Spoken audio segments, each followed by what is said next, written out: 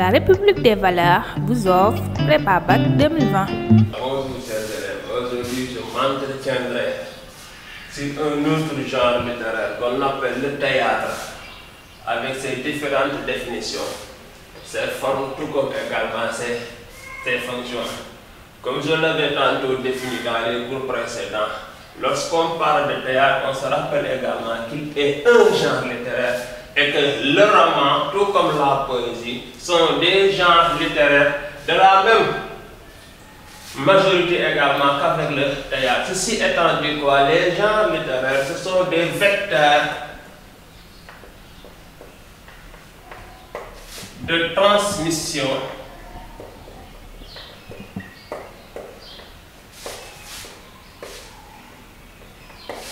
d'informations.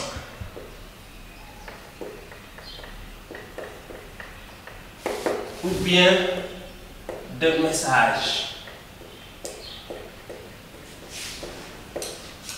Dans tous les cas, le poète, le romancier, tout comme le dramaturge, emprunte un genre littéraire pour défendre ou bien affirmer un élément par lequel il n'est pas d'accord. Ceci étant dit quoi, un écrivain comme Léopold Sédar Senghor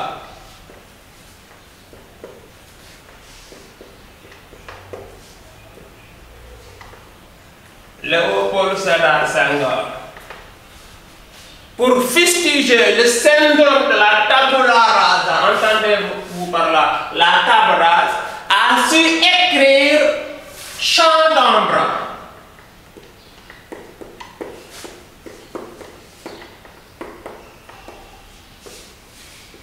Donc les chants d'ombre deviennent une réponse par rapport à ce que les Occidentaux avaient réussi à mettre dans la conscience de l'Africain. Cette conscience, c'est quoi? C'est que vous êtes des peuples sauvages, vous êtes des peuples barbares, vous n'avez pas de civilisation, vous n'avez pas également de culture. N'oubliez pas la définition que Lewis Morgan avait clairement dit, à savoir qu'il n'y a pas de respect en commun de considération pour les peuples barbares et que le noir, il est brut, il est bestial, il est par la perversité, par la candeur. C'est un gros enfant qui est là. C'est une façon tout simplement à stéréotyper l'homme africain.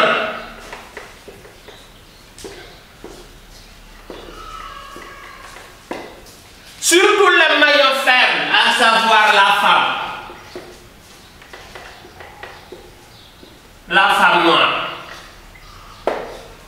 Raison pour laquelle dans les chants d'hommes, Senghor vous donne femme nue, femme noire, vu ta couleur qui est, vu ta forme qui est, vos yeux grandis à tom, la douceur de tes bandés mes yeux, une façon tout simplement à placer, à revigorer la femme africaine dans la posture selon laquelle tiens-toi bon. La couleur ne saurait être tout simplement synonyme de malédiction, la couleur ne saurait pas être synonyme également tout simplement de malheur. Dans le même ordre d'idée également, un écrivain comme Ferdinand Oyono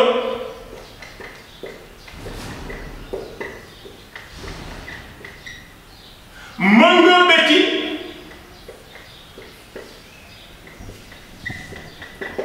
respectivement dans Le Vieux Nègre et la Médaille,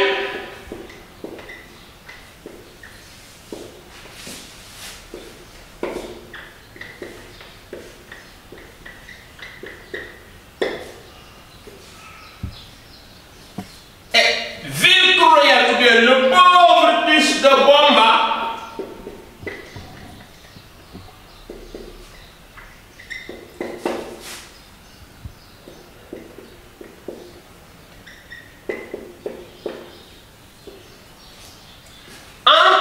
ces œuvres littéraires qui de surcroît sont des œuvres romanesques pour fustiger la prétendue mission civilisatrice. Comme quelqu'un qui dirait que colonisation égale une nécessité. Non, la colonisation pour Oyono Mongo Betty, c'est un mal.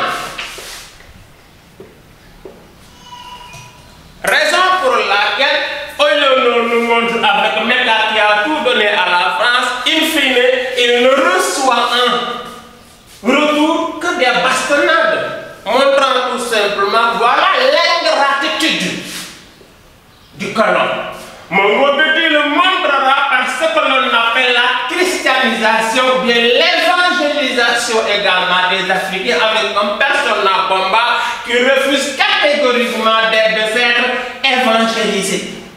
Car la religion constitue une caisse de résonance pour les écrivains africains. N'est-ce pas? C'est le président Jomo Kenyatta qui disait tout simplement que bien que les Blancs venaient dans le continent africain, nous avions la terre, eux ils avaient la Bible. Ils nous ont appris à prier en fermant les yeux. Lorsque nous les avons ouverts, eux ils avaient nos terres et nous on a la Bible. C'est montré tout ce mois-là du péril que les Blancs ont joué une façon tout simplement à spolier les richesses africaines. Dans le même ordre d'idée également, vous avez un autre écrivain comme Ahmadou Kourouma. Là, je rectifie toujours les deux. C'est Ahmadou, c'est pas Amadou, c'est Ahmadou Kourouma. Ce n'est pas Kourouma, c'est Ahmadou, ce n'est pas Amadou, c'est Ahmadou Kourouma. Qui a publié quoi? Il n'a pas publié Le Soleil, il a publié Les Soleils. Ce n'est pas le soleil. Souvent les élèves, Cheikh Bialandou de lycée Malick Sy ou bien Oumou Koulsoum Dia du lycée Fayou, ce sont les soleils. Ne mettez pas le soleil des indépendants, mettez les soleils des indépendances.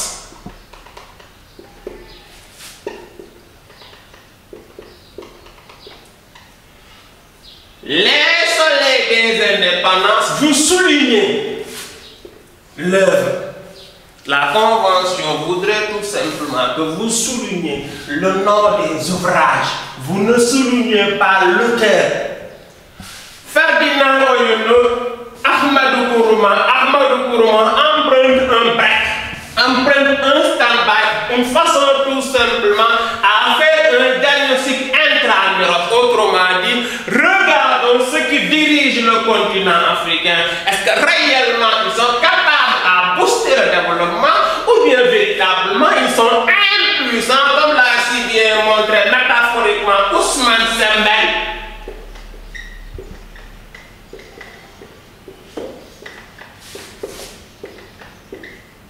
Dans la métaphore de la sexualité, Ousmane Sembène dans Khala.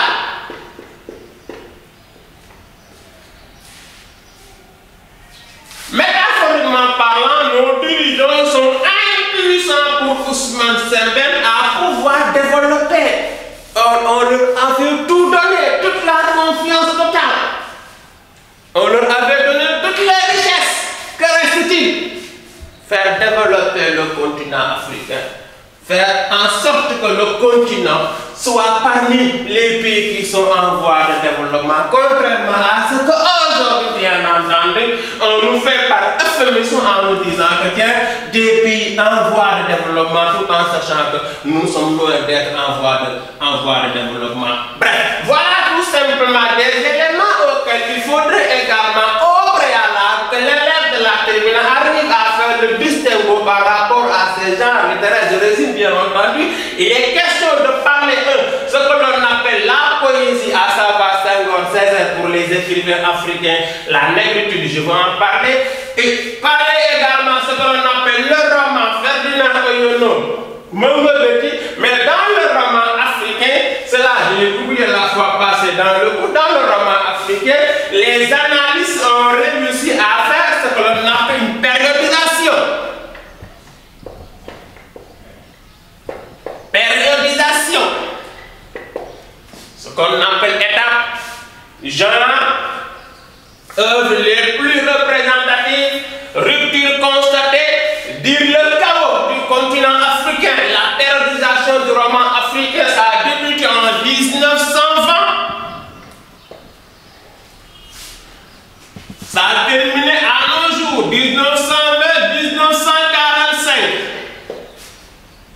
On l'appelle le consentement.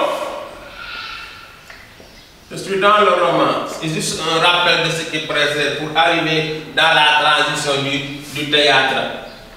On l'appelle le consentement. Dans le consentement également, les critiques littéraires en sont ressortis avec 3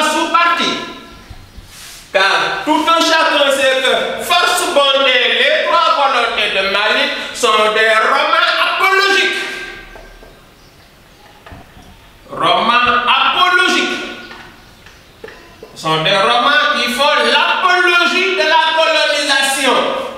Merci à l'homme blanc de nous apporter la lumière pour reprendre Bakary Diallo. Vous avez également ce que l'on appelle Batouala de René Maran, c'est un roman contestataire. Même s'il fait partie de la première génération. Contestataire.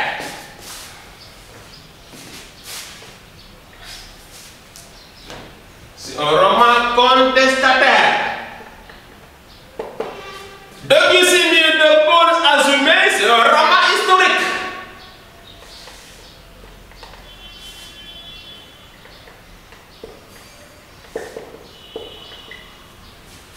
Donc, dans le roman de consentement, entendons très bien qu'il y a des sous-parties, ce que l'on appelle la veine apologique, la veine de contestation, tout comme également la veine historique. Ceci étant dit, vous arrivez maintenant 1945-1960.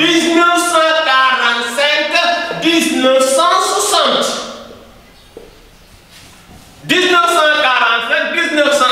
on appelle période de contestation, de désapprobation, de protestation, de rupture, de revendication, de révolution, bref, le procès du colonialisme. Ce n'est plus l'Africain qui est dans le box des accusés, mais c'est le blanc qui est dans le box des accusés par lequel il va plaider son mea culpa. Il est coupable, il n'est pas coupable. Et qui va faire le réquisitoire? Ce sont les écrivains africains. Ils vont le faire où? Avec des œuvres. Lesquelles œuvres s'appellent Au pays mon beau peuple? Lesquelles œuvres s'appellent Le vilain et la Bénaille? Lesquelles œuvres s'appellent également Ville cruelle, ainsi de suite. Ceci, on l'appelle le procès du colonialisme. C'est dire non à la colonisation. Mon Bobeti a été toujours catégorique par rapport à ce schéma.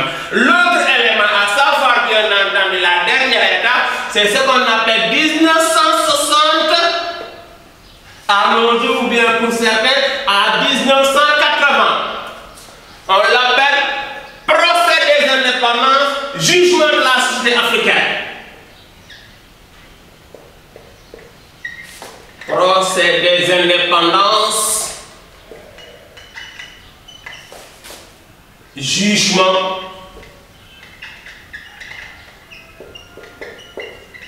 de la société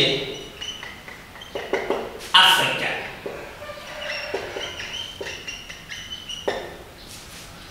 Ici, bien entendu, les écrivains africains vont essayer à changer de paradigme. On change de paradigme dans le seul but à ne pas être emporté par le vent de la contestation déjà donné par les Mongo Petit, les Ferdinand Oyono. Ici, on va faire un procès par lequel on va réellement diagnostiquer la racine du mal située où? Car nous sommes arrivés en 1960, bienvenue les indépendances. Quel est maintenant le rôle de l'homme africain? Est-ce qu'il est capable à prendre les rênes du pouvoir? Est-ce qu'il est capable à faire développer son terroir? Est-ce qu'il est capable à mener une coopération économique pour ne pas reprendre Pep Momo qui disait tout simplement, nous les romanciers des indépendances, nous portons les 8 plaies du continent africain. Parmi ces plaies, il y a ce qu'on appelle la dictature, l'endettement, la déclaration des termes de l'échange, le tripatouillage des constitutions, les présidents à vie, la mobilisation et j'en passe. Et ceci étant dit quoi, voilà tout simplement le distinguo auquel j'aimerais également montrer, car bien avant le roman, bien avant également la poésie, il y a également un autre genre par lequel toujours les écrivains vont emprunter une façon également à parler, à communiquer, à dialoguer, à discuter avec la société. Et ce genre par lequel d'autres écrivains vont emprunter, mais ils ne porteront pas l'étiquette de romancier, ils ne porteront pas l'étiquette également de poète, mais ils porteront l'étiquette de dramaturge. C'est la personne qui fait ce que l'on appelle le théâtre. Et comme l'a si bien dit Aristote dans sa poétique,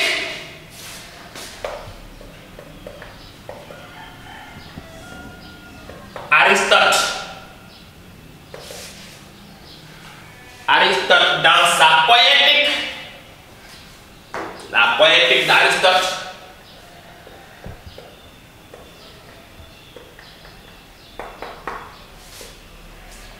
Définissez le théâtre comme l'art de la mimésis.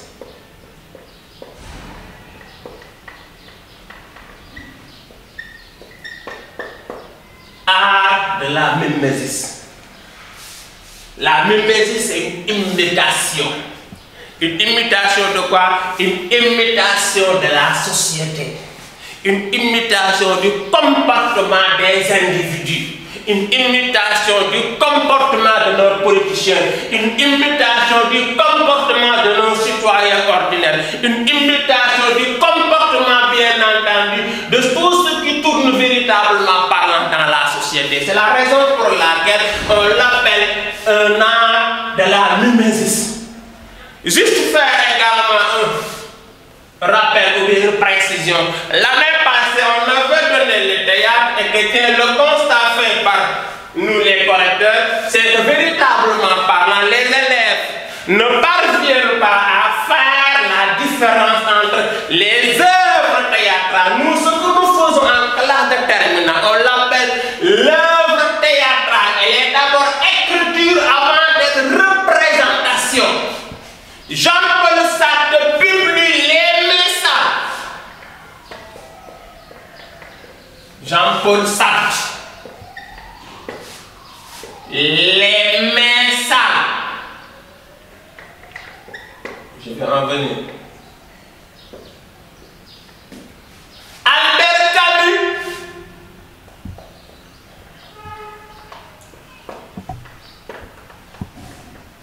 Les justes. Caligula. Jean Anouilh.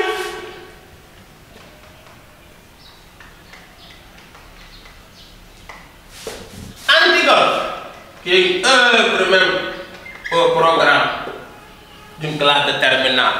Albert Camus, Jean-Paul Sartre, Jean Anouilh ont publié des œuvres littéraires. Elle est d'abord œuvre littéraire avant d'être répertoriée dans le canon de ce que l'on appelle maintenant le théâtre. Car, pourquoi? Parce que c'est une représentation. Le théâtre est fait pour être représenté. Nous le verrons lorsqu'il s'agit à définir l'essence même du théâtre. Mais la précision, c'est quoi? C'est que d'ordinaire, les élèves confondent ce qu'ils ont suivi dans les télévisions, à savoir, par exemple, si je prends Pod et Marichou.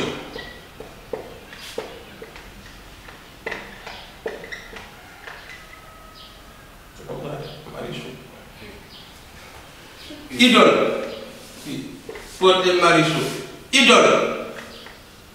Oui, Dicole. Elles sont des pièces de théâtre. Elles ne sont, ces représentations sont des pièces de théâtre. Elles ne sont pas des œuvres littéraires. Autrement dit, l'élève de la terminale ne doit pas, dans un examen de bac, nous parler de Dicole, de Wiri ou bien de Idole. Ce sont des représentations. Or, Jean Anouilh, l'œuvre de Jean Anouilh se consomme dans une lecture individuelle avant d'être suivie dans une œuvre dramatique. Car le théâtre est une représentation, c'est une imitation. Une imitation de quoi? Une imitation des caractères, une imitation de la société. C'est la raison pour laquelle, bien entendu, ces élèves arrivaient à bien faire la précision, elle est de taille. Elle est de taille. Donc, faites bien le distinguo. Ne confondez pas les séries télévisées dont nos chaînes locales nous gratifient les après-soirées et non pas, bien entendu, les œuvres auxquelles, bien entendu, sont inscrites dans le programme des classes de terminale. Et ces œuvres, une en est là, Antigone de Jean Anouilh, elle est une œuvre intégrale. Donc voilà véritablement un genre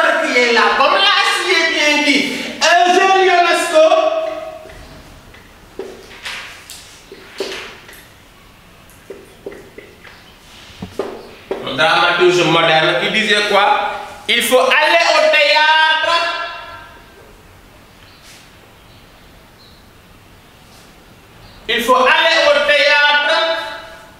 comme on va à un match de football, de boxe ou de tennis. Il dit quoi? Le match nous offre l'idéal le plus parfait dans une représentation théâtrale, car c'est l'adversité. Ce sont des eux sans réelle volonté également. De contraire, ce sont également des gladiateurs qui sont là. Or, lorsque nous sommes dans une représentation théâtrale, elle tient véritablement parlant à l'adversité, car une pièce de théâtre a une marque particulière, c'est le dialogue.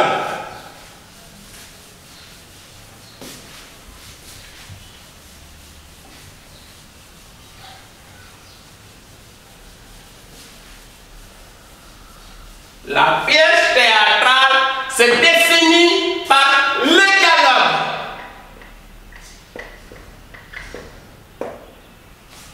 C'est le premier critère de définition. Et théâtre, une pièce à laquelle bienvenue le dialogue, bienvenue les disques, bienvenue la discussion.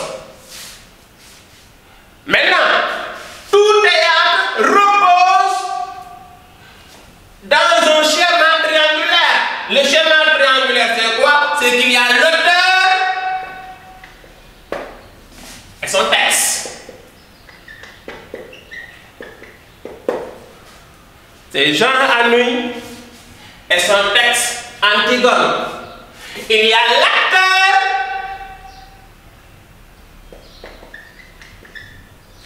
et son action.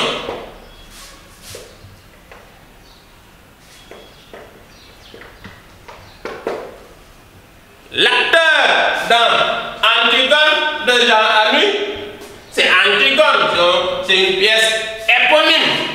Donc Antigone est l'héroïne, il mène également son action par rapport à l'absurdité. Il y a le spectateur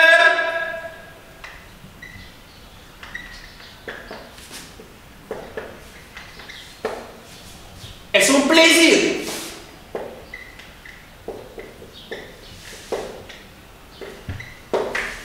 C'est la raison pour laquelle on définit le théâtre sous l'angle d'un triangle. Il y a tout simplement l'auteur et son texte. Il y a ce qu'on appelle l'acteur et son action.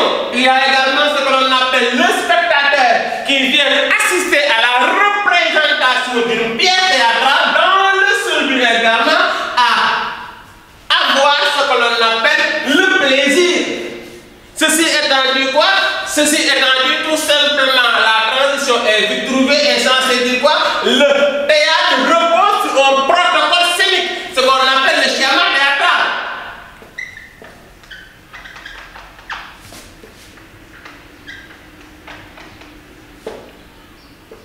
Le schéma théâtral. Il y a ce que l'on appelle la scène d'exposition, l'exposition.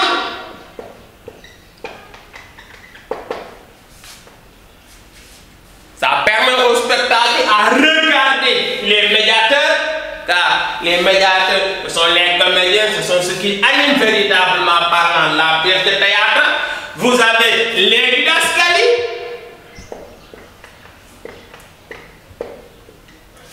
Les didascalies, elles nous renseignent, bien entendu, sur le costume, elles nous renseignent sur le décor, elles nous renseignent parfois également sur l'idée même des personnages. Raison pour laquelle c'est un élément qui est fondamental dans une pièce de théâtre et souvent les didascalies sont écrites en italique.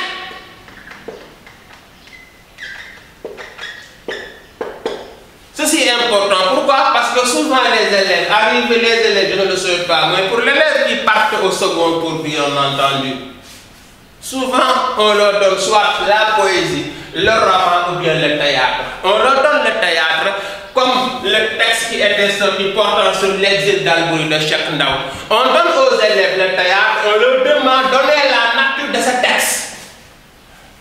Maintenant, et justifiez-le à partir des éléments tirés du texte. Et parmi ces éléments, souvent, vous avez des didascalies.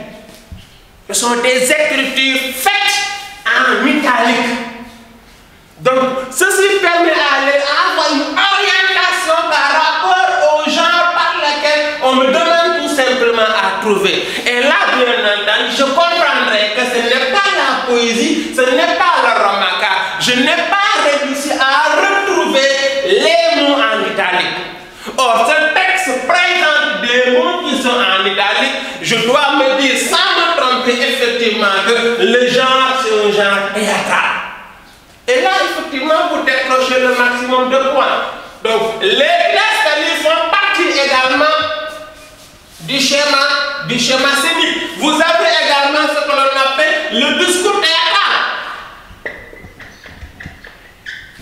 Le discours théâtral.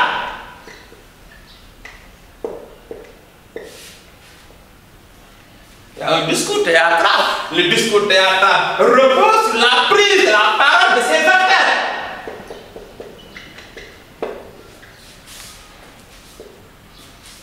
Parfois, on a des tirades.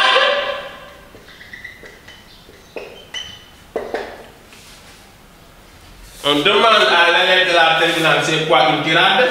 Ce sont des longues répliques. Ce sont des phrases qui sont longues. On l'appelle des tirades.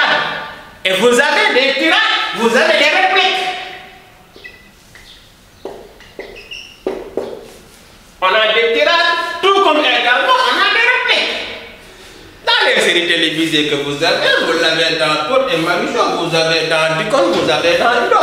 Vous avez toujours des titres, vous avez toujours des tirades, vous avez également des répliques. La personne parfois parle, la personne parfois également trouve son concurrent qui lui administre également une réponse salée, qu'on appelle bien entendu des répliques. Donc là également, vous avez ce que l'on appelle le discours théâtral. Vous avez l'intrigue.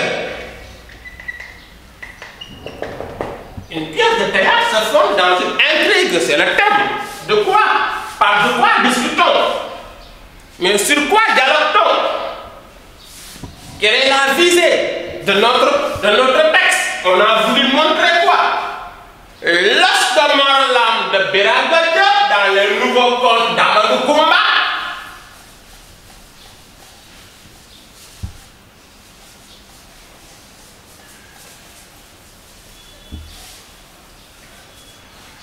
Si on prend l'exemple de l'os de Morlam,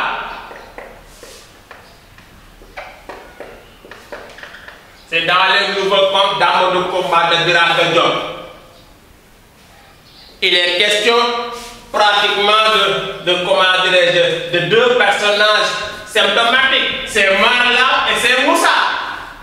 Donc là, on a l'intrigue. L'intrigue, c'est quoi? Ça passe sur la cupidité de Morlam.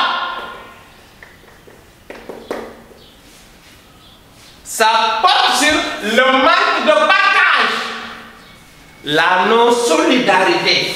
Et ces éléments pour Biragodio, nous le verrons dans les fonctions, ces éléments pour Biragodio sont complètement bannis dans le Sénégal, d'où même pays de la Teranga. Raison pour laquelle Biragodio montre réellement parlant que l'os de Morlam et que Morlam qui appelé Moussa sont Mbakumba.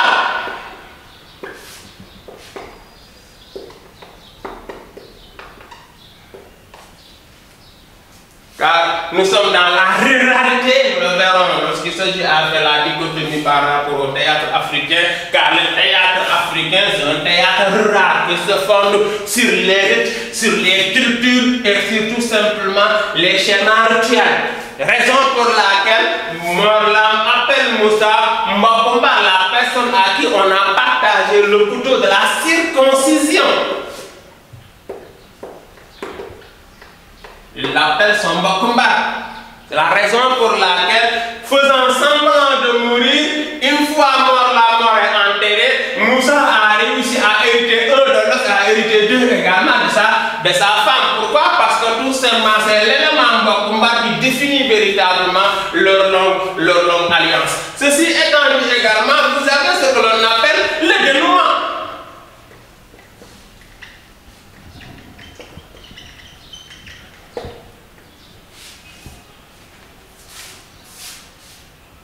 Le théâtre a un dénouement bien avant le dénouement. L'intrigue, certains également le disent, le nœud dramatique. Ça, c'est une intrigue associée à un nœud et se termine par un dénouement, le nœud dramatique.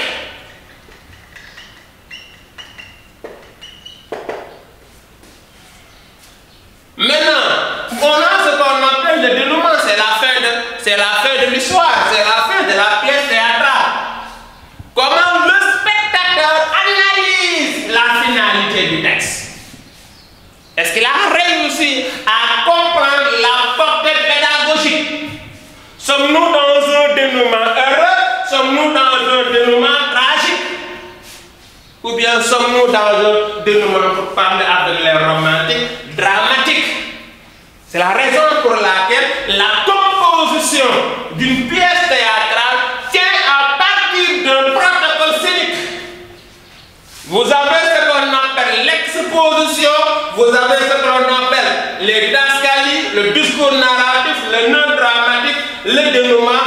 Vous avez également certains éléments auxquels sont importants dans une pièce théâtrale, ce qu'on appelle les tirades, les répliques, les apartés, les quatrièmes transparents, et ainsi de suite. Ceci participe dans le seul but à prouver effectivement qu'il y a ce que l'on appelle les procédures mnémotechniques par lesquelles le dramaturge emploie une façon à placer son schéma théâtral dans le cercle de la concrétisation, dans le cercle également de la réalité. Car ce à quoi on a voulu représenter, il faut nécessairement qu'il soit un produit qui est fini. Car comme l'a si bien dit Boileau, jamais il ne faut offrir à la société quelque chose qui ne tient pas véritablement la route. Remuez 1000 fois votre plume, remuez votre ouvrage 20 fois avant tout simplement de l'écrire. Ne soyez pas l'homme de la facilité, soyez tout simplement l'homme de la rigueur. Car le spectateur a besoin tout simplement à goûter un produit par lequel il comprendra effectivement qu'il y ait également des éléments auxquels la pièce théâtrale a réussi à lui administrer. Autre élément également, le théâtre contient ce que l'on appelle des formes. Il y a ce qu'on appelle les formes de théâtre. Parmi les formes de théâtre, nous replongeons dans le XVIIe siècle. Au XVIIe siècle, il y a ce qu'on appelle une distinction des genres.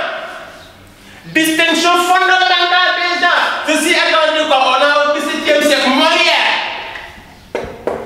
Le théâtre a atteint son apogée. Il y a au XVIIe siècle. Le XVIIe siècle, c'est le classicisme qui est défini comme étant un courant qui promeut un genre qu'on appelle le théâtre. Molière, Racine,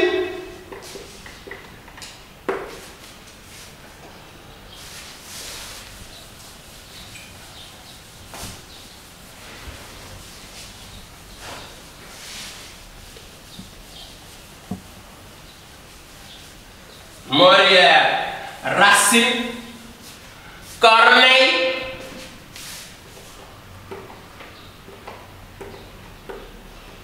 Madame de Lafayette,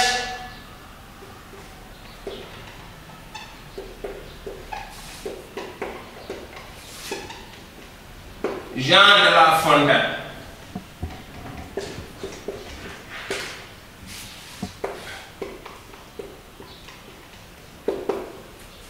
Au XVIIe siècle, il y a une distinction fondamentale des genres. La distinction des genres, c'est quoi? C'est que Molière fait certes du théâtre, mais Molière emprunte à l'intérieur du théâtre la comédie. Qui est une mise en scène destinée à la représentation de la basse classe.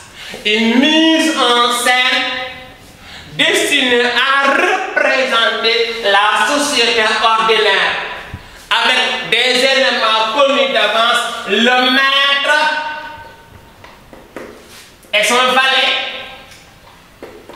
Du renvoi à l'école des femmes.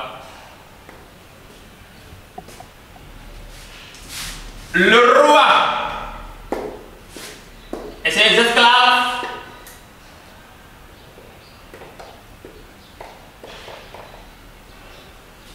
le mari et sa femme.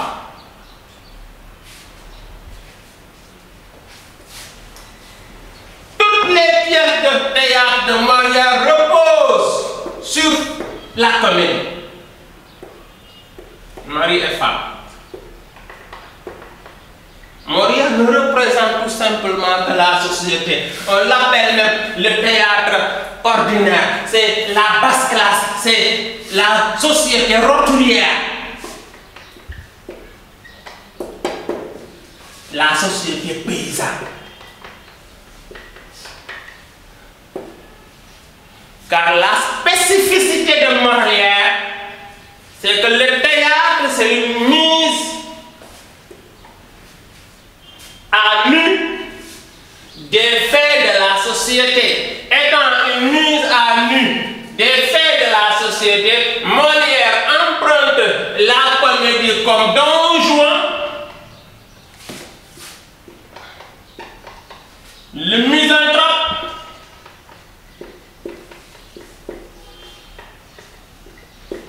l'avare,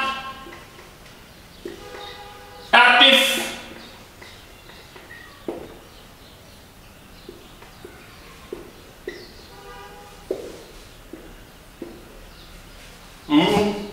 Don Juan, le misanthrope, l'avare, tartif sont des pièces appartenant à Molière et qui essaieront bien entendu à mettre à nu la société française du XVIIe siècle.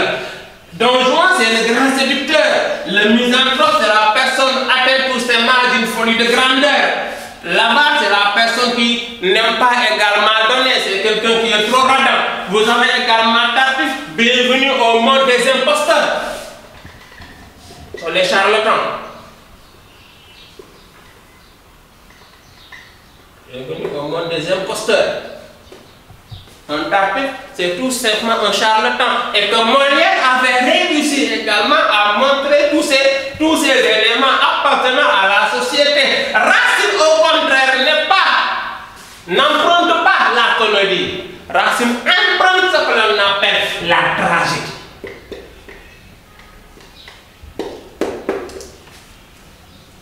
La tragédie également, c'est une représentation de la classe bourgeoise. C'est la représentation des individus nobles. Mettons en scène, bien entendu, soit la fatalité de la vie, mettons en scène, bien entendu, les éléments du destin. Mais, à nu,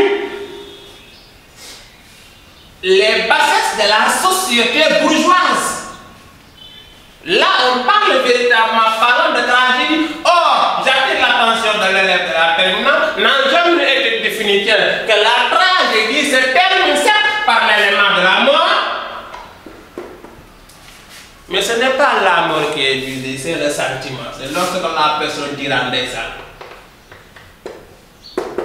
C'est le sentiment véritablement parlant qui est visé. C'est la tristesse, c'est la souffrance, c'est la douleur.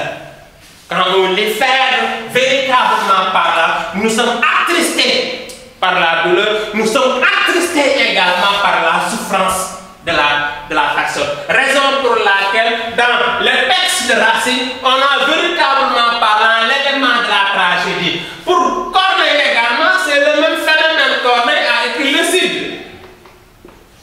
Sinon, Polyette. Sinon, Polyette. Les pièces de Corneille sont des pièces tragiques. Or, nous sommes dans le XVIIe siècle, animés par le classicisme. Résultat, on a une madame de Lafayette, elle n'est pas dramaturge. Elle est romancière, elle a écrit La princesse de Clèves. La raison pour laquelle, je l'ai dit tantôt à vous, au XVIIe siècle, il y a ce qu'on appelle une distinction des genres. La princesse de Clèves. Jean de La Fontaine appartient dans le XVIIe siècle et Jean de La Fontaine écrit ce qu'on appelle les fables. Les fables ne sont pas une œuvre dramatique. La princesse de Clèves n'est pas encore une œuvre dramatique. Les œuvres appartenant au théâtre sont les œuvres connues à partir de la comédie, théorisée par Molière, et les œuvres également appartenant à la tragédie, théorisées, représentées respectivement par Racine et Corneille.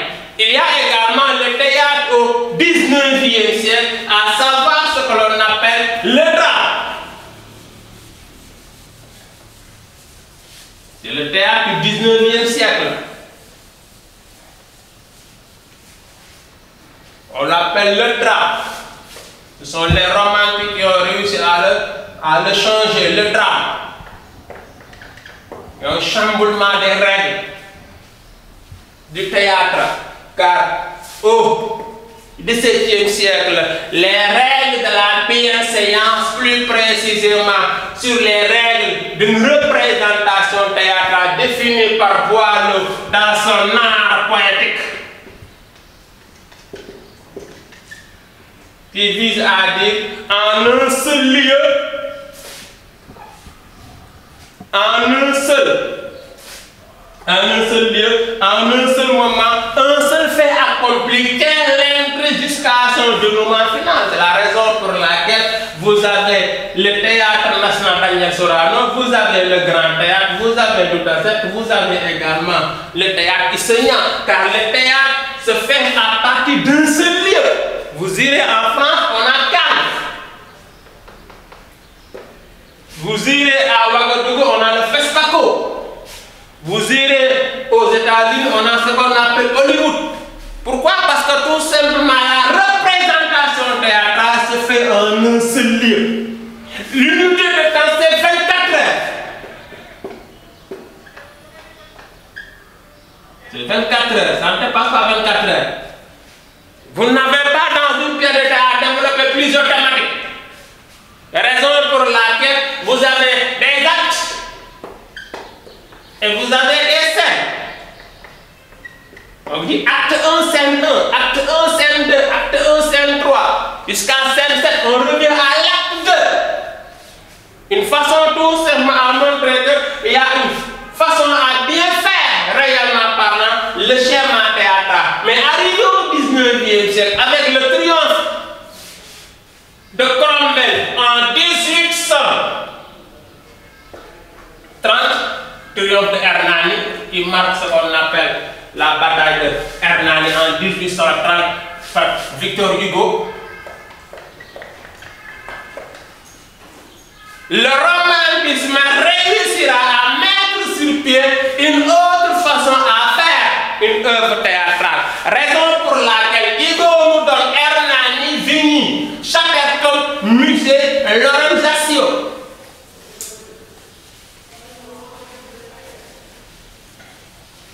Hugo nous donne Hernani, de Yansol, Don Gormez.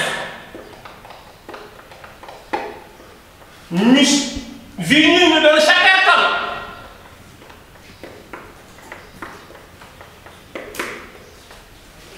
Le théâtre romantique, ce n'est pas le théâtre classique, car c'est la combinaison de la comédie et de la tragédie.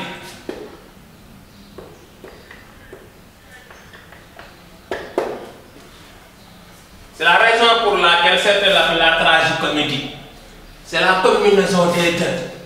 Si on lit Hernani, si on lit Chatterton, si on lit Lorenzaccio ou bien Lamartine, dans les caprices de Maria, c'est toujours le même phénomène. Le théâtre romantique part du concept de drame et que le drame se termine tout simplement par le malheur. Ce sont les romantiques, c'est l'expression du lyrisme.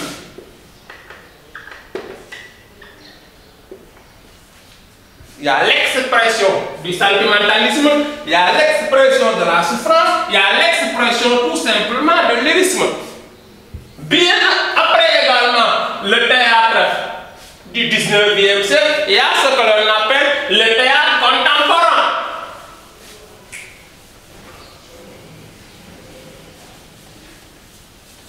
Il y a ce que l'on appelle le théâtre contemporain.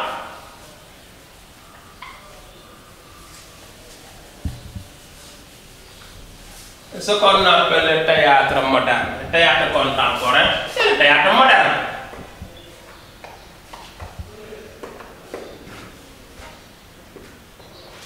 Le théâtre moderne. Avec en toile de fond l'absurde.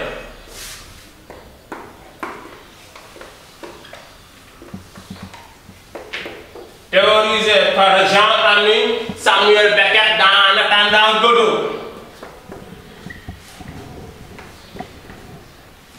Samuel Beckett En attendant Godot.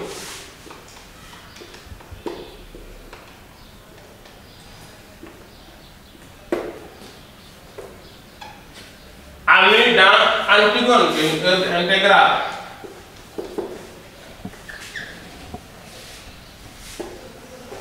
Ce théâtre est caractérisé par un bouleversement des règles syntaxiques.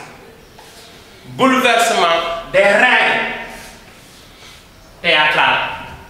Bouleversement des schémas et le protocole également théâtral. C'est la raison pour laquelle quand on lit les messages, ça ne parle même pas d'acte, il parle tout simplement de tableau. Quand on lit également les issues d'Albert Camus, on n'a pas d'acte, on n'a pas de scène. Pourquoi? Parce qu'il y a un changement de registre. Il y a un changement de paradigme. Raison pour laquelle, dans une pièce théâtrale, l'élément notoire, c'est que je me résume, le théâtre arrivé au XVIIe siècle va avoir une précision de taille. Il y a ceux qui sont à la comédie. Il y a ceux qui font de la tragédie et il y a ceux qui font du drame et il y a ceux qui font le théâtre de l'absurde.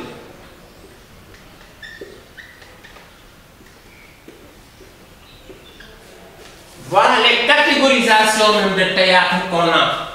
Le XVIIe siècle a été le courant innovateur de la pièce théâtrale. Arrivé au 19e siècle, il y a un changement de l'appellation. On ne parle même pas de théâtre, on parle de drame. C'est Hugo qui disait tout simplement que les temps modernes sont dramatiques. Raison pour laquelle on parle même de drame, le drame Bernani. Ou bien arrivé également au 20e siècle, théâtre des interrogations.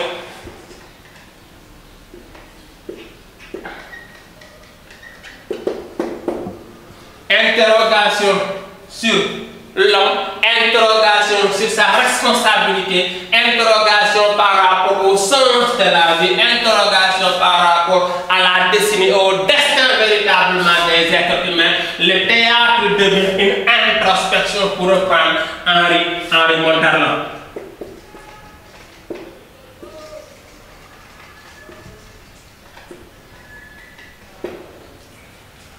C'est la raison pour laquelle vous avez cette catégorisation de pièces théâtrales. Mis à part cette catégorisation de pièces théâtrales, le théâtre, tout comme la poésie, tout comme également le roman, a une double visée. La première visée, c'est communiquer avec la société. La deuxième visée, mais c'est sur quoi on va communiquer avec la société, car la devise des classiques.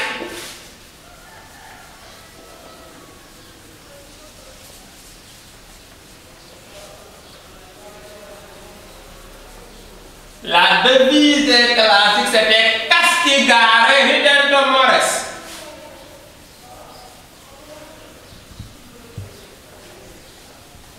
On corrige les mœurs de la société en faisant rire le public. La règle de la bienséance nous interdit à ce que le public retrouve ce que l'on appelle l'élément de la peur, ou bien que vous versez également sur scène ce qu'on appelle le sang. Ce sont les règles conditionnées par la bienséance. Il y a la législation classique qui formellement vous interdit à ça. Et par rapport aux interdits également, il y a des lois qui sont codifiées. Parmi la codification de ces lois, c'est que l'instruction théâtrale se fonde sur une devise, c'est instruire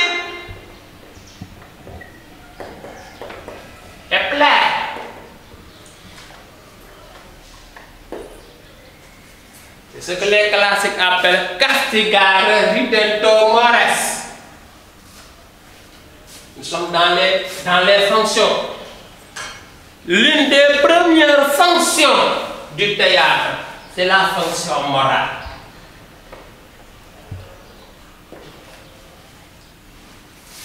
La fonction morale, c'est l'instruction. On fait une pièce théâtrale pour apporter un enseignement. On fait une pièce théâtrale pour apporter un plaisir. Il faut satisfaire le spectateur sous ces deux angles. Il faut d'abord, l'instruire. Deux, également, il faut tout simplement lui donner le plaisir par rapport à sa satisfaction. C'est la raison pour laquelle les classiques se fondaient par rapport à instruire et plaire. Et c'est la raison pour laquelle maintenant la morale devient une des devises permanentes dans la fonction théâtrale. Si ajoute maintenant à cette fonction de morale la fonction didactique, car la morale va avec la didactique. Didactique égale enseignement, apprentissage. Le théâtre nous donne des enseignements. Le théâtre nous donne des apprentissages. Le théâtre nous permet d'être guidés. Jean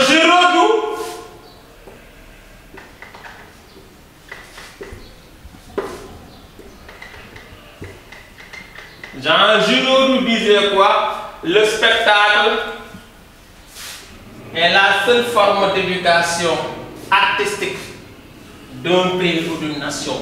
Il est le seul cours d'histoire qu'on peut donner à jeunes, vieillards, adultes. Jeunes, vieillards, adultes, c'est Jean Giraudoux qui le disait. Le spectacle est le meilleur cours du soir qu'on peut donner tout simplement aux vieillards et aux adultes. Et c'est la seule forme d'éducation, même dira Jean Giraudoux également, Jean Giraudoux, d'une nation. Albert Camus renchérit en disant quoi? Condamné à expliquer le mystère qui pèse sur les individus. Le mystère des individus, les hommes ont inventé le théâtre. Il a clairement dit, ceux qui veulent comprendre ce qui se cache dans le cœur des individus, ils n'ont qu'à venir assister à la représentation théâtrale. Car croyez-moi, pour vivre avec les individus, jouer la comédie. Car le théâtre nous permet à comprendre, véritablement parlant, les cache-cache, les jeux d'hypocrite, tout également les jeux de flatterie et de flagornerie dont la société est en train de jouer à longueur de journée. C'est la raison pour laquelle Albert Camus dira tout simplement, condamné à expliquer le mystère, les gens ont inventé le théâtre. Donc le théâtre nous permet tout simplement à dénicher la société. C'est la raison pour laquelle dans sa fonction fondamentale, à savoir la fonction didactique et la fonction morale, le théâtre joue un rôle d'avant-gardiste. Le théâtre joue un rôle tout simplement de garde-fou. Si ajoute maintenant à cette fonction morale la fonction didactique, on a la fonction politique. De la même façon au roman, vous avez la fonction politique. Dans le théâtre également, on a la fonction politique. Je vous renvoie dans les messages de Jean-Paul Sartre.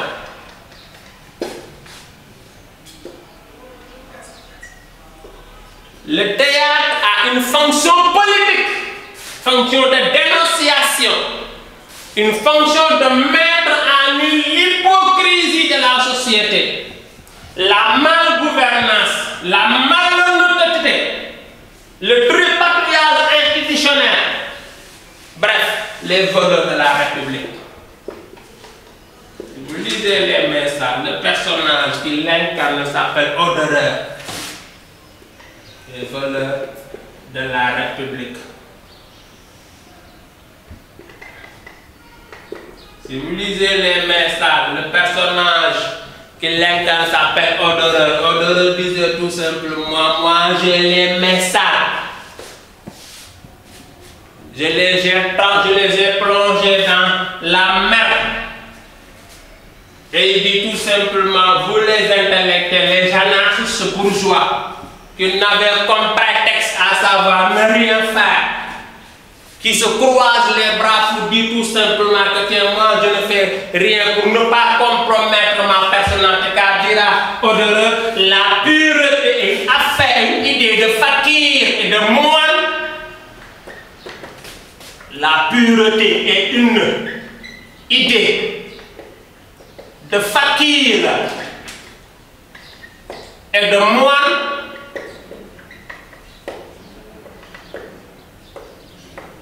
La pureté est une affaire de fakir et de moine. Moi j'ai les messages jusqu'au coude. Car c'est ici et nulle part ailleurs que les procès se gagnent et se perdent. Donc, le théâtre devient tout simplement une insurrection, une incitation par rapport à la répartition des biens de la République. La politique, comme l'a si bien défini Platon dans la République, c'est la chose publique. Maintenant, la politique, dira Aristote, sans l'éthique. Lisez Aristote, les politiques. Aristote, dans les politiques,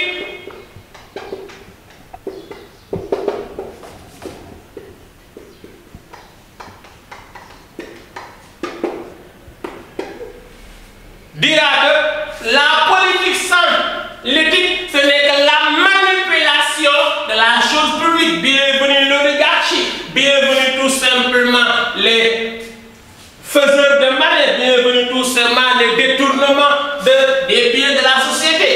C'est la raison pour laquelle le théâtre se fonde par rapport à une fonction politique, une fonction de dénonciation, une fonction de protestation. Albert Camus a écrit, sa pièce est symptomatique, sa pièce s'appelle L'Injuste. Le théâtre nous permet à remettre la justice sur la société. Le théâtre, c'est une aubaine au dramatisme à placer l'équité, la transparence dans la société. C'est la raison pour laquelle Camus nous donne l'ouvrage théâtral, à savoir les justes. Vous avez également Jean-Paul Sartre dans les messages. Si ajoute à la fonction politique, on a la fonction de dénonciation. Mais Césaire disait quoi? Je veux avoir un théâtre actuel en réaction avec les phénomènes du moment. Les phénomènes du moment, c'est quoi? C'est que M. Césaire a écrit la tragédie du roi Christophe. C'est un théâtre moderne en réaction qui reflète la quotidienneté des Africains. Césaire écrit la tragédie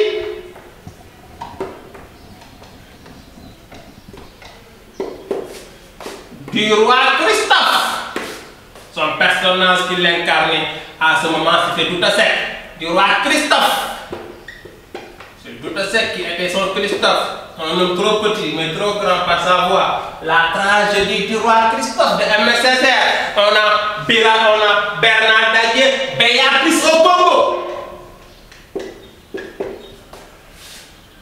Béatrice au Congo.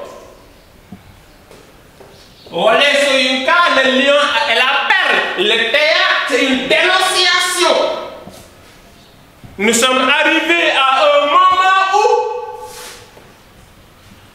la civilisation occidentale a complètement européanisé la conscience africaine, si tant est bien entendu que Olé Soyunka nous dit le lion et la perle.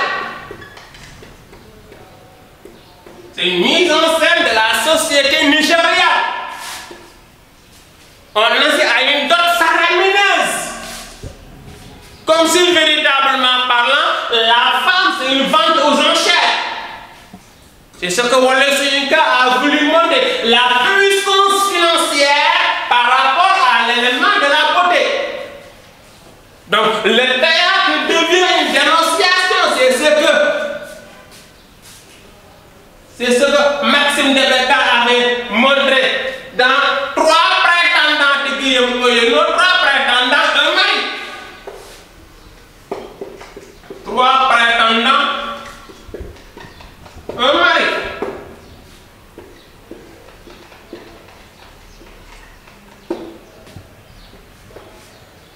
Le théâtre africain est beaucoup plus cathartique. C'est la purgation des valeurs, c'est la purgation des mœurs. Et Aristote l'avait clairement dit dans sa poétique. Le théâtre, c'est de la catharsis.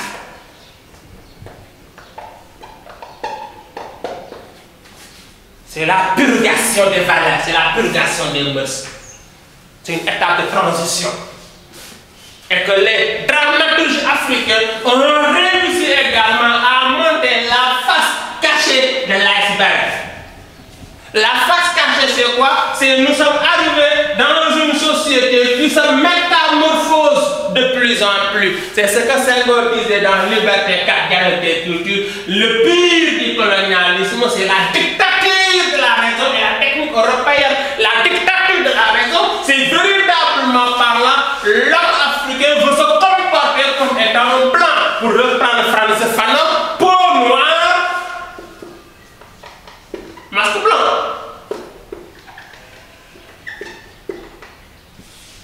Peau noire, masque blanc. Les Africains aspirent à ne pas être africains, mais aspirent à être tout simplement des blancs.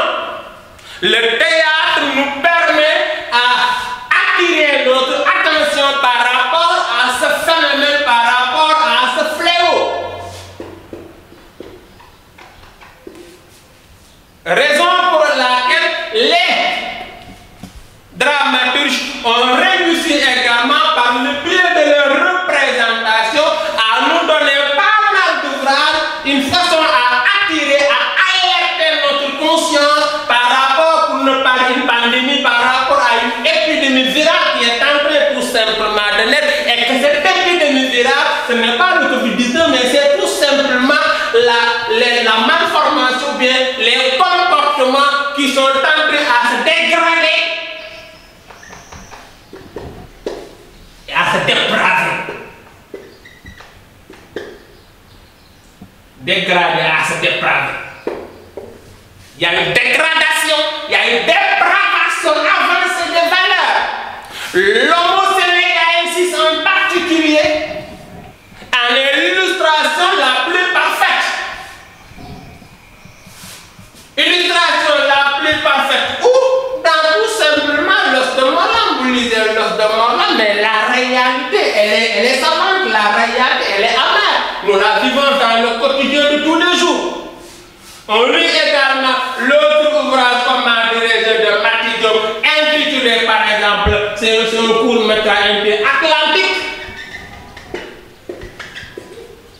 Ou bien La pirogue de Moussa Hassen Absa. Mais il est question de quoi? Il est question tout simplement de l'immigration clandestine. Mais pourquoi émigre-t-on? Pourquoi ne pas vouloir rester? Si je sais que quand je reste, mais je n'ai pas de quoi manger, mieux vaut terminer ma vie dans une lutte qui est noble. D'où le phénomène par ça ou bien par ça. C'est l'échec de nos politiques. C'est l'échec de nos politiques, de nos dirigeants actuels.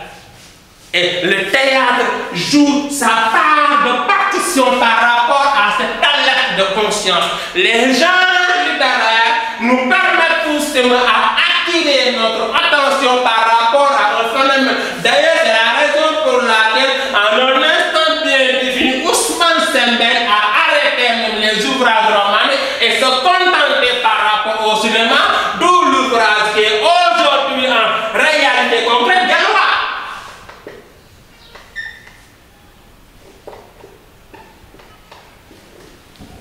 Aujourd'hui, dans tous les réseaux sociaux, vous avez la parole de Guélois.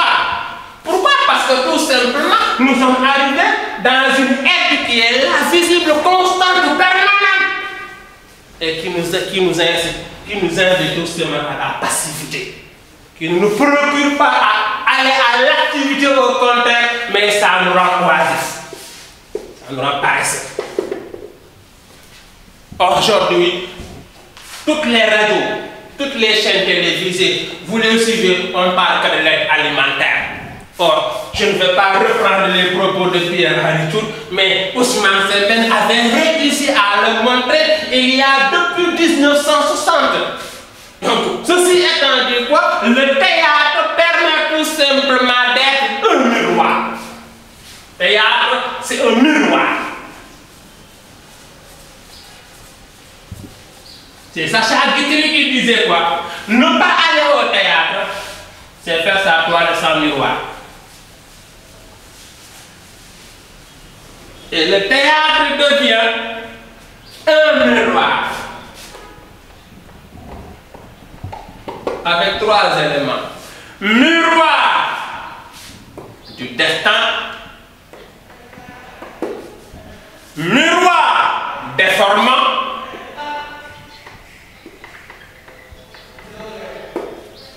Et miroir de la société. Le théâtre devient miroir du destin. La quasi-totalité des pays africains reste dominée par des jeunes. Mais quelle est la destinée, quel est le destin de ces jeunes? À chaque instant, nos gouvernants nous proposent d'employer 500 000 jeunes. In fine, qu'est-ce qu'on voit? La réponse, vous l'avez. Le théâtre, c'est un miroir d'information. On sort dans les rues, mais qu'est-ce qu'on voit? C'est comme si vous êtes au cœur de Arlette, or non, vous êtes au cœur de Thiès. Le théâtre, c'est un miroir déformant. Les habitudes de langage changent constamment. Les comportements de s'habiller changent constamment. La façon de se coiffer change constamment. Si tant est que la société se déforme par le biais tout simplement de sa jeunesse. La société se déforme par le biais également de ses hommes religieux. Car si un homme respectable arrive tout simplement à changer de discours, je me parle et aussitôt également je change mon discours pour ne pas tout simplement, je fais du wahwahet, mais nous sommes dans un miroir déformant et que le théâtre également part de ce concept de miroir déformant. Et in fine, le théâtre également, c'est le miroir de la société. Le théâtre donne la société qui est là. On voit la société africaine. Quelle société africaine? Une société africaine avec des attentes, avec des interrogations qui sont vives. La préoccupation majeure se fonde sur les jeunes. Aimé Césaire l'a écrit dans la tragédie du roi Christophe. Aimé Césaire l'a écrit très bien dans Une saison au Congo. Une saison au Congo également, Aimé Césaire le montre très bien. Pourquoi? Parce que tout simplement, l'œuvre théâtrale joue comme l'œuvre du corps à une socialisation de la société. C'est le comment vouloir de vie commune. Le dramaturge devient un régulateur social. D'ailleurs, c'est la raison pour laquelle le texte romanesque peut être représenté. On a suivi à la TV5 Germinal, une si longue lettre, les Rougon-Macquart, comment dirais-je, les pièces, les textes romanesques peuvent être tout simplement représentés. Pourquoi? Parce que tout simplement, on a voulu attirer l'attention. Comme l'a aussi bien dit Pythagore, arrivé dans un moment où l'image gouverne le monde, il faut changer de paradigme. Ousmane Sembène l'avait très tôt compris, raison pour laquelle Sembène nous donne des œuvres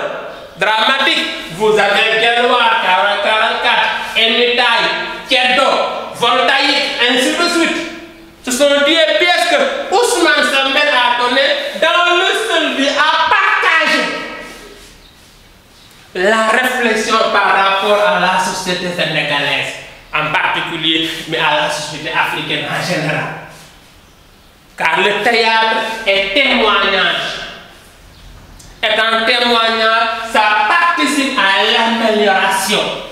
On ne fait pas du théâtre dans le seul but à critiquer. Non, on fait du théâtre dans le seul but également à apporter des rectifications et à proposer bien entendu des solutions.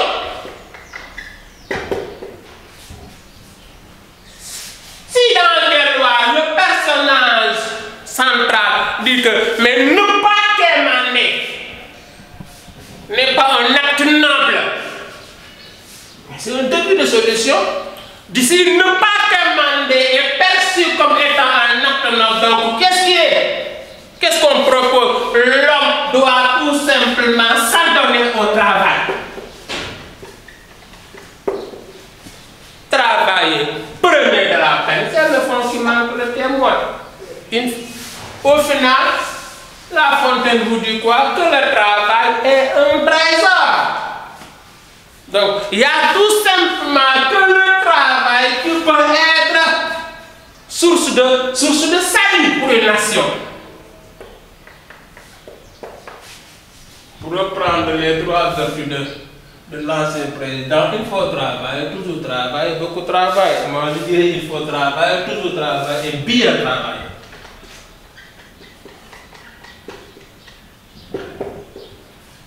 C'est la raison pour laquelle également les dramaturges vont apporter autant de critiques, mais autant sans dire également de réflexion.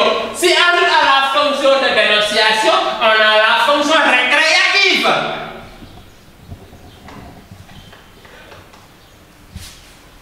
La fonction récréative.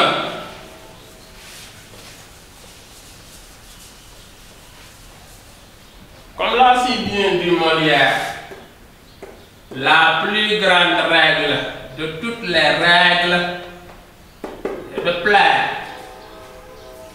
Molière disait la plus grande règle de toutes les règles est de plaire. Nyigi Wachango le disait clairement sur un dramaturge kenyanais.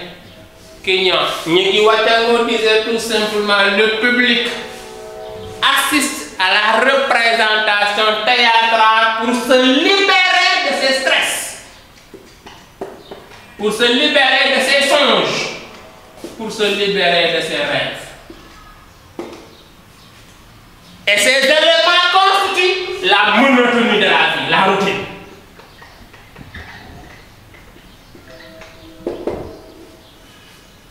Le théâtre réellement part du concept même de la récréation. On fait du théâtre pour apporter un amusement, que du théâtre pour s'amuser. Marcel Pagnol le disait tout simplement, ceux qui sont gangrenés par le tracas, ceux qui sont gangrenés par le songe, ceux qui sont gangrenés par les soucis, nous venez assister à la représentation théâtrale. Car assistant à la représentation théâtrale, vous avez ce que l'on appelle le plaisir. Et comme l'a si bien dit Henri Bergson, le rire châtie les excès. Henri Bergson. Bergson disait que le rire châtie les excès, tout comme la maladie châtie les défauts.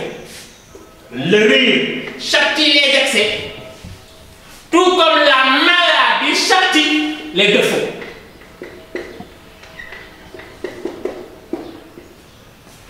Et le théâtre se fonde par rapport à ça. On arrive dans une représentation théâtrale avec une tête complètement surchargée de soucis, mais terminant la pièce théâtrale, nous sommes ressortis ragaillardis, nous sommes ressortis également complètement anéantis, annihilés de tous les soucis également qui traînaient également dans notre conscience. Le théâtre devient une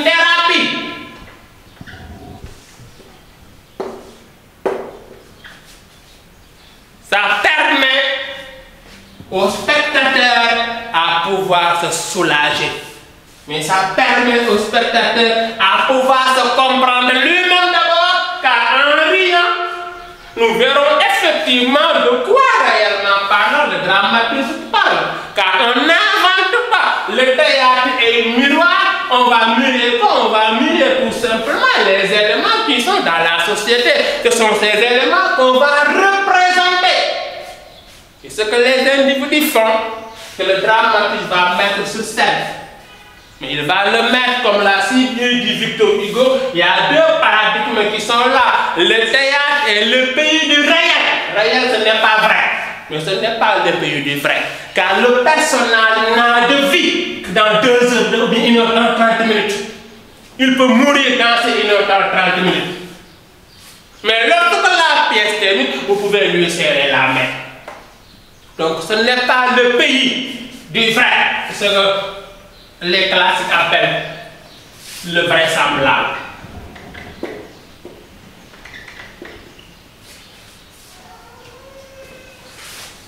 Jeannette l'appelle les effets de rêve, Gérard Jeannette. Les classiques l'appellent le vraisemblable.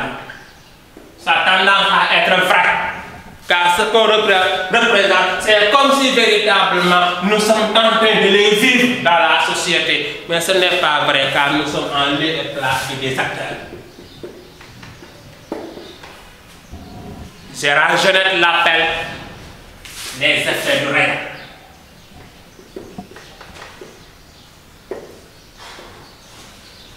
Une pièce théâtrale est taillée sur mesure, à telle enseigne bien entendu, que ces metteurs en scène arrivent à montrer les éléments auxquels la société est en train également de vivre. Comme à la poésie, vous avez la fonction de récréation, le roman également, vous avez la fonction de récréation.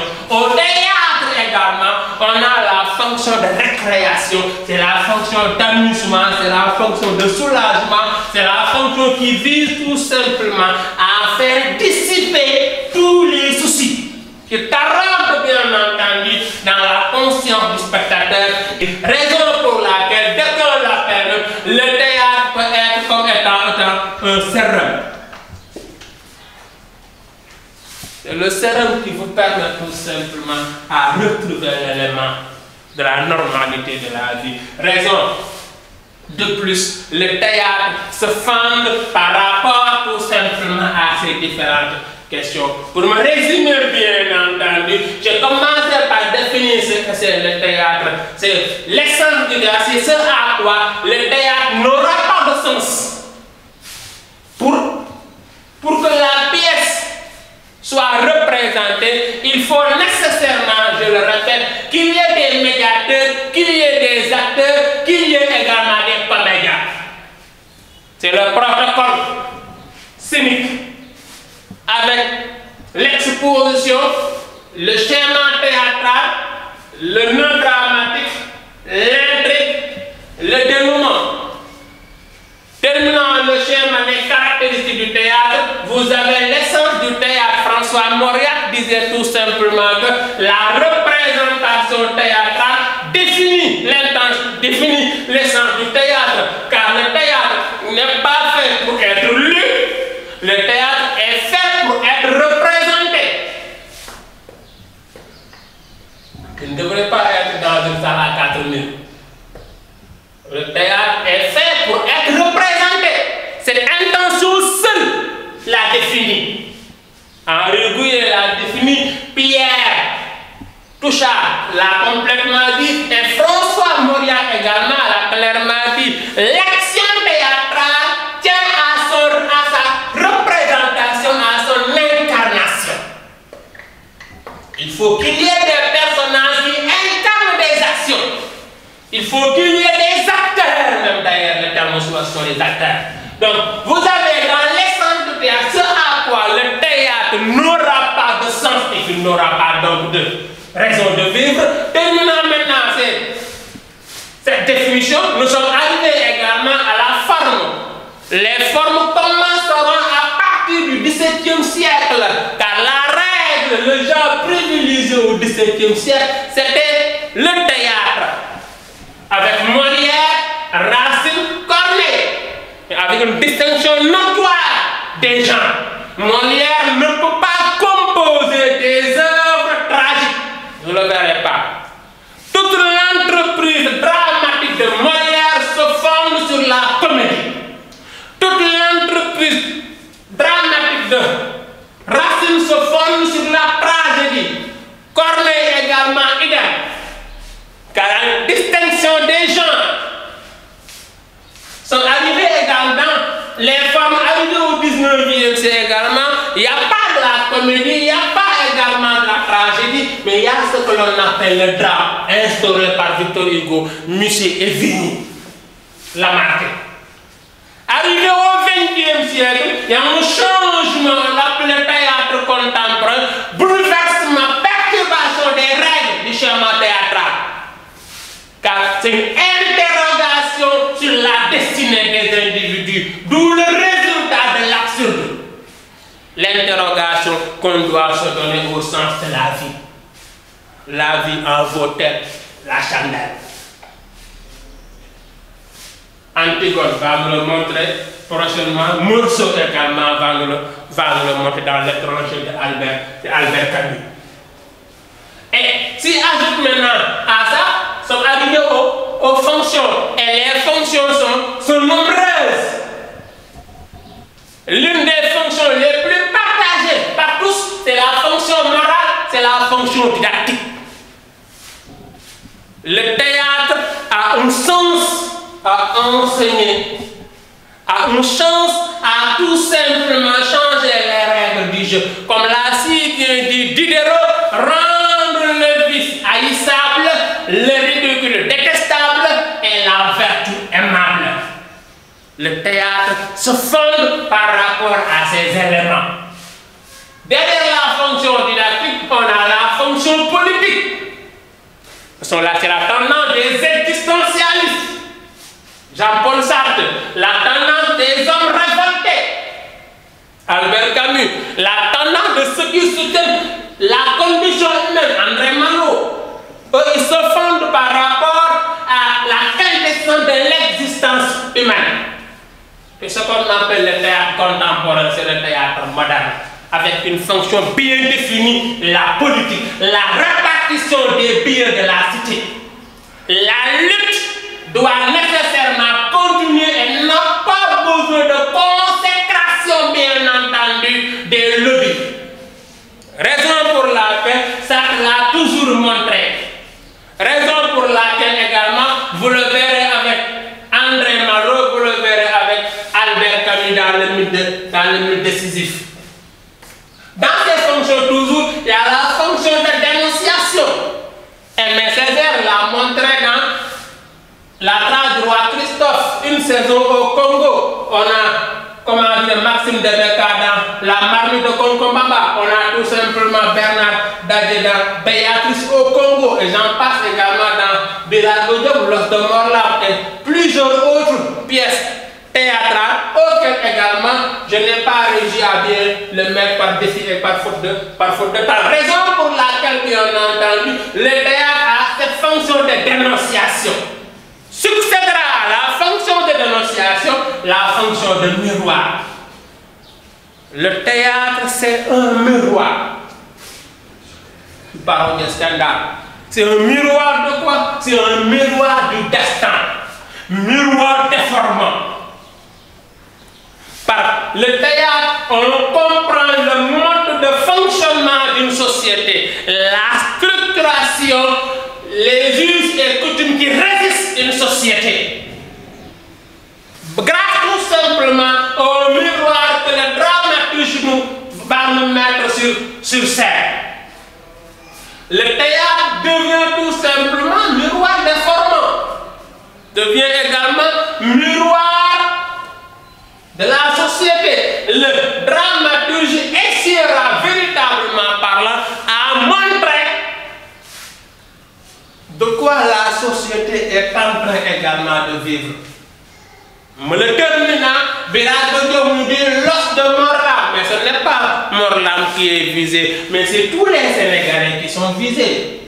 Le manque de partage, il est là. La cupidité, elle est là. Le Sénégalais n'aime pas partager. C'est un semblant de solidarité, c'est un semblant de partage, c'est un semblant de pays de la teranga. Car lorsqu'il s'agit d'avoir 13 heures, Fatoumata dira tout simplement à sa fille, va fermer la porte. Car ce que nous avons ne nous suffit même pas pour nourrir également d'autres individus. Et c'est cela ce que Birago Diop a voulu montrer tout simplement. Bienvenue au pays des individus cupides. Nous sommes que dans un trempe-l'œil.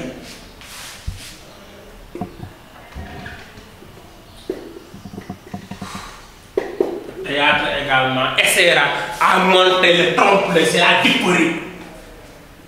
Bref, voilà ce à quoi je m'étais tenu à vous donner. Maintenant, il reste à prendre les questions et à apporter des clarifications par rapport à ces différentes questions et je vous remercie. Prépa Bac 2020 vous est offert par la République des Valeurs.